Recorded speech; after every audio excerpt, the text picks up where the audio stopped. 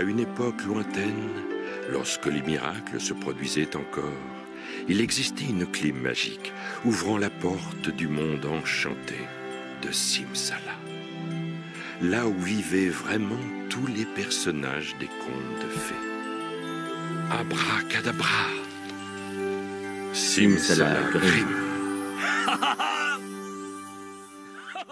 Qui se souvient de cette œuvre majestueuse? Ce dessin animé auquel on nous racontait des histoires étant enfant avec Père Castor. Si ce n'est pas le cas, ne vous inquiétez pas. Aujourd'hui, on est là pour ça. On va se replonger dans notre enfance, nous allons voir sa date de création, son histoire, ses personnages et bien d'autres. Laissez-moi vous raconter l'histoire de Simsalagrim.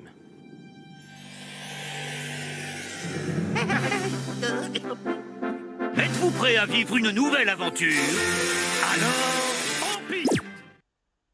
Simsalagrim est une série télévisée d'animation allemande en 52 épisodes de 25 minutes. Et oui, une série allemande. C'est marrant que c'est toujours les nazis qui ont le mauvais rôle.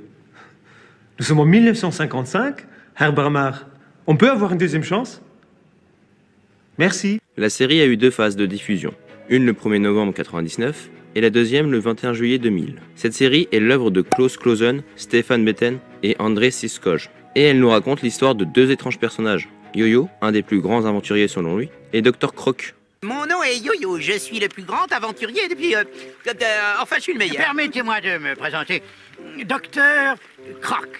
Doc Croc pour les intimes. Érudit, chercheur en tout genre et surtout agrégé de...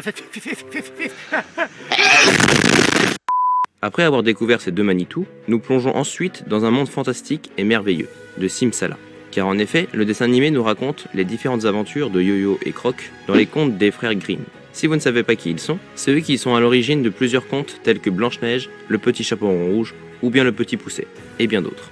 A noter aussi qu'on peut également apercevoir d'autres contes de Charles Perrault, celui qui est à l'origine du Chat Botté, La Petite Sirène ou même Aladdin. Et ce qui est génial avec ce dessin animé, c'est qu'à chaque épisode, nous nous plongeons dans ces histoires dans lesquelles nos deux héros vont devoir participer au déroulement de chaque intrigue, pour venir en aide aux différents personnages. On apprend à connaître chaque personnage et à savoir les histoires de ces contes à chaque épisode. Qu'est-ce que je vais faire? Eh oh, c'est fini, oui! Eh bien, figure-toi que je vais te répondre. Tout ce dont tu as besoin, c'est d'un peu de patience et de fermer ta gueule, Youl Delkar.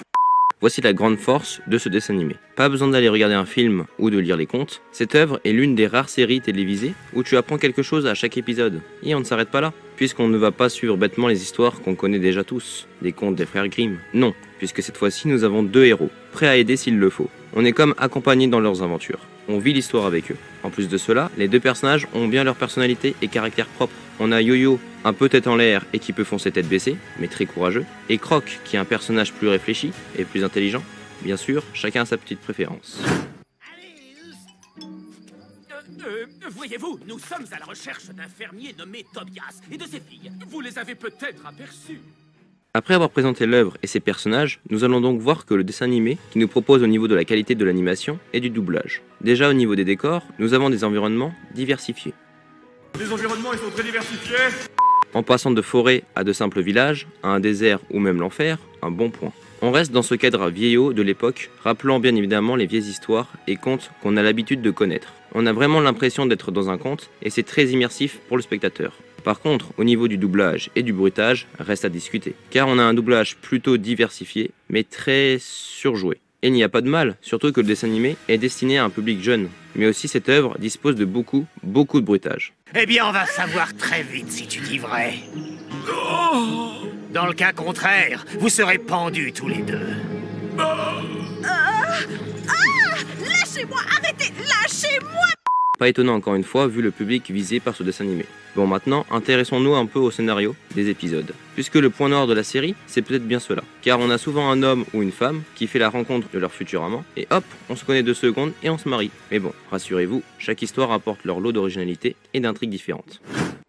Bon voilà, j'espère que cette vidéo vous a plu. C'était le premier replay de l'année, alors n'hésitez pas à mettre l'œuvre de votre choix dans les commentaires. Je voulais vraiment vous raconter ce dessin animé, assez peu connu, mais pourtant, il nous offre beaucoup de savoir et de culture. En tout cas, j'ai pris du plaisir à faire cette vidéo, c'était Croxigore pour vous servir, et je vous dis à bientôt pour de nouvelles vidéos. Salut!